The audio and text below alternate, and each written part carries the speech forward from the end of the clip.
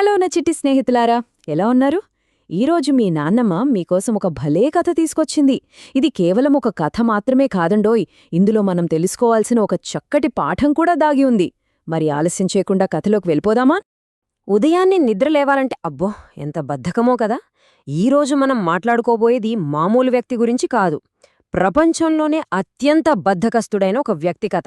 వినడానికి మీరంతా రెడీనా? గట్టిగా చెప్పాలి, ఎస్. మీ ఉత్సాహం నాకు వినపడింది. అదిగో చూసారా, మ్యాజిక్లా నా కథల సంచి ఎలా తెరుచుకుందో. ఇందులో ఎన్నో రహస్యాలు, మరెన్నో అద్భుతాలు దాగి ఉన్నాయి. ఈరోజు ఈ సంచిలోంచి రాబోతున్న ఆ బద్ధకస్తుడి కథ ఏంటో ఇప్పుడు చూద్దాం. ముందుగా ఇతన్ని కలవండి. ఇతని పేరు బ్రిడ్జ్. బద్ధకానికి బ్రాండ్ అంబాసిడర్ అన్నమాట. ఏమైనా కోట్లున్నాయా అంటే అది లేదు. కనీసం అలిసిపోయాడా అంటే అది లేదు. ఏ పనిపాటు లేకుండా రోజంతా అలా పడుకుని నిద్రపోవడమే ఇతని పని. అసలు బ్రిడ్జ్ ఎంత బద్ధకస్తుడో వాడి ఆ రంగురంగుల గడ్డం చూస్తేనే తెలిసిపోతుంది. గడ్డం గీసుకోవడం కూడా బద్ధకమేవాడు. నెల తిరిగేసరికి గడ్డం కాస్త పెరిగింది, 3 నెలలకి ఛాతీ వరకు వచ్చింది, 6 నెలలకి నడుము దాటేసింది, ఇక ఏడాది తిరిగేసరికి ఏకంగా మోకాళ్లదాకా ఆ రంగుల గడ్డం పెరిగిపోయిందంటే వాడి బద్ధకం ఏ రేంజ్లో ఉందో అర్థం చేసుకోండి. ఆ గడ్డం పెంచుకుని రోజంతా దాన్ని దువ్వుకుంటూ కూర్చునేవాడు. ఇక్కడ ఒక్కసారి చూడండి బ్రిడ్జిల్లు ఎలా ఉందో. చిందరవందరగా, కళతప్పి, ఎప్పుడూ నిద్రమత్తులో ఉన్నట్లుంది గదూ. అదే పక్కన ఊళ్ళో పొలాలు చూడండి, ఎంత పచ్చగా శుభ్రంగా ఉన్నాయో. జనం ఎంత చురుగ్గా పనులు చేసుకుంటున్నారో కదా. బద్ధకానికి, కష్టపడే తత్వానికి ఎంత తేడా ఉందో ఇక్కడే తెలిసిపోతుంది. అమ్మో, ఈ బ్రిడ్జున్నాడే, పనులు ఎగ్గొట్టడానికి వాడెన్ని సాకులు చెప్పేవాడో వింటే మీరు పగలబడి నవ్వుతారు. వాళ్ళావిడ శాంతి ఏ పని చెప్పినా ఎలా తెలివిగా తప్పించుకునేవాడో చూద్దాం పదండి. పాపం శాంతి. ఇంట్లో నీళ్లు లేవు కదా, కాస్త బావికెళ్ళి నీళ్లు తీసుకురావా అని అడిగితే వాడేమన్నాడో తెలుసా? బావి ఎండిపోయింది అని సింపుల్గా చెప్పేశాడు. అస్సలేమాత్రం తడుముకోకుండా ఇలాంటి మూర్ఖపు సాకులు చెప్పడంలో మనోడు దిట్ట. సరే పోనీ, కనీసం ఆ చెట్టుమీదున్న కొబ్బరికాయలైనా కోసుకురా అని పాపం ఆ భార్య అడిగితే, ఓహ్, ఆ కొబ్బరికాయలింకా చాలా లేతగా ఉన్నాయిలే, వచ్చే నెల కోద్దామా అని చెప్పాడు. అంటే వచ్చే నెల వరకు మంచం దిగే ప్రసక్తే లేదన్నమాట వాడు. వినడానికి ఎంత విడ్డూరంగా ఉంది కదా. ఇక ఆఖరికి, నేను పొలం పనులకు వెళ్తున్నాను, కనీసం నాతో పాటు వచ్చి సాయం చెయ్యి అని శాంతి అడిగితే బద్ధకస్తుడు ఏం చెప్పాడో తెలుసా? అబ్బే, బయట భయంకరమైన ఎండగా ఉంది, నా చర్మం కాలిపోతోంది అని అనడమే కాకుండా అసలు నువ్వు కూడా వెళ్ళకపోవడం మంచిది అని ఉచిత సలహా ఒకటి పడేశాడు. శాంతి అడిగేవేమీ కొండల్ని పిండి చేయమని కాదు, కాని బ్రిడ్జ్ మాత్రం ఎప్పుడూ ఇలా తప్పించుకుంటూనే ఉండేవాడు. అసలు బ్రిడ్జ్ రోజంతా ఏం చేసేవాడో తెలుసా? పగలంతా కుంభకర్ణుడిలా నిద్ర, లేదంటే ఆ మోకాళ్లదాకా ఉన్న గడ్డం దువ్వుకుంటూ కూర్చోడం. కాని ఒక్క విషయంలో మాత్రం అస్సలు బద్ధకం ఉండేది కాదు. ఏంటో తెలుసా? భోజనం. శాంతి వడ్డించగానే మంచం మీదనుంచి గబాలున లేచి క్షణాల్లో కడుపులో వేసేవాడు. ఆ తర్వాత మళ్ళీ సాకులు చెప్పడం, సాయంత్రం తన గ్యాంగ్ దగ్గరికి వెళ్లడం. ఇది వాడి దినచర్య. మరి ఇలాంటివాడికి స్నేహితులు కూడా వీడిలాగే ఉంటారు కదా. అందరూ కలిసి ఏకంగా ఒక బద్ధకస్తుల క్లబ్బు పెట్టేశారు. వాళ్ల పని ఏంటంటే సాయంత్రం అక్కడ చేరి ఏ పని చేయకుండా ఊరికే గొప్పలు పోవడం. ఒక్కసారి గమనించారా? ఆ బద్ధకస్తుల క్లబ్ ఎంత డల్గా, చీకటిగా ఉందో కదూ. లోపలంతా బద్ధకంగా కూచుని కబుర్లు చెప్పుకుంటున్నారు. కాని బయట గ్రామంలో చూస్తే ప్రజలంతా ఎవరి పనుల్లో వాళ్లు ఎంత బిజీగా, చురుగ్గా ఉన్నారో కదా. అలా క్లబ్బులో కూర్చుని అందరూ వాళ్ల బద్ధకం గురించి గొప్పలు చెప్పుకుంటున్నారు. అప్పుడు ఆ క్లబ్బుకి లీడరైన మన బ్రిడ్జ్ ఊరుకుంటాడా? నేను ఎప్పుడూ చాలా ప్రశాంతంగా ఉంటాను, ఒకవేళ నా గడ్డానికి మంట అంటుకున్నా సరే అప్పుడే నిదానంగా బావితవ్వి నీళ్లు తోడుకుంటాను అని పెద్ద డైలాగ్ వేశాడు. ఎంత అతిశయోక్తో కదా.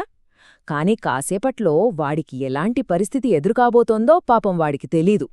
అలా వాడా గొప్పలు చెప్పాడో లేదో ఊర్లో నిజంగానే మంటలు చెలరేగాయి. భవనాలకు, షెడ్లకు మంటలంటుకున్నాయి. అవి మెల్లిగా రోడ్డుపైకి వ్యాపించాయి. జనమంతా నీళ్లు తెచ్చి ఆర్పడానికి అటూ ఇటూ పరిగెడుతున్నారు. కాని మన బద్ధకస్తులు మాత్రం కదలలేదు. చూస్తుండగానే ఆ మంటలు ఉరుకులు పరుగులతో ఏకంగా వాళ్ల క్లబ్ పైకప్పుకే అంటుకున్నాయి. మరిప్పుడు మన బ్రిడ్జ్ ఏం చేస్తాడు పిల్లలు? చుట్టూ మంటలంటుకున్నాయి, వేడి సెగలు కక్కుతోంది. బ్రిడ్జ్ స్నేహితులంతా భయంతో బయటికి పారిపోయారు.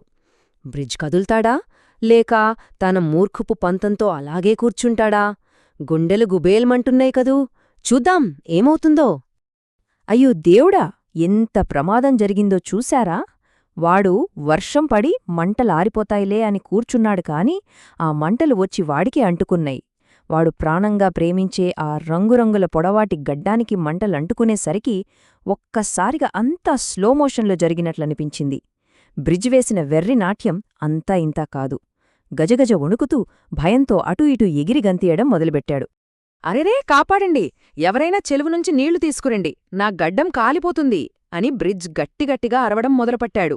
ఇందాకటిదాకా ఎంత గొప్పులు పోయాడు, ఇప్పుడు ఆ మూర్ఖత్వం వల్ల ప్రాణభయంతో ఎంతలా వణికిపోతున్నాడో చూసారా?